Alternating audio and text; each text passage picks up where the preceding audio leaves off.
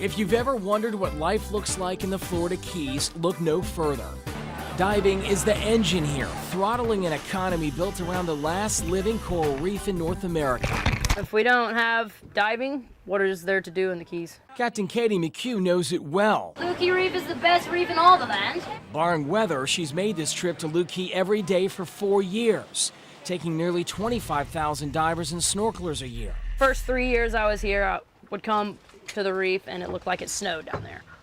Everything is just white, including the fire coral. Not exactly what she expected. It turned out to be an issue isolated only to September when water temperatures rose and stressed out the coral. But it's only a fraction of a catastrophic problem that many tourists who dive here don't even know. The big change has been the loss of coral. This reef here at Looe used to have 70–80% coral cover. It's down to 5% or less now. We dove in for a closer look and found alarming images. What you're looking at is mostly algae, which covers virtually all of this reef at Looe. It is the dominant feature. There's barely any coral left.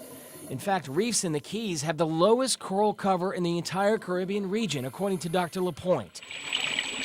And what's worse, this is the same reef over a decade ago in 2004 when we featured it as one of the most attractive reefs in the world, full of coral and fish. Well, the big hammer has been water quality. It's deteriorated so bad that Dr. Lapointe, who has studied this particular reef for 34 years, wonders if it will ever return to a fraction of what it was. We've lost corals, big, giant grain corals, 6 feet tall or higher, that are hundreds of years old.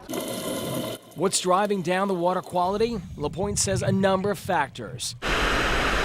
Like Everglades freshwater runoff from Lake Okeechobee, which hits Florida Bay and heads right for these reefs.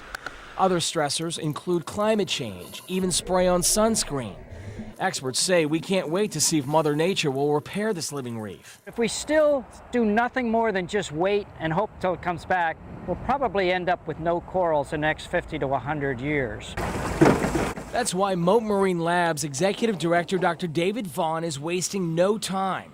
He's growing coral in these tanks and wants to replant 1 million of them before he retires. We're literally bringing back a coral that would have taken 50 to 100 years to grow from the start. And we're doing that in just a couple of years. Is it the answer to saving this dying, priceless resource in the Florida Keys? Only time will tell. But to those who pour their heart and soul into this coral reef, the answer is loud and clear. We really have to do everything we can to get the water quality right and do everything we can in terms of management to protect this resource.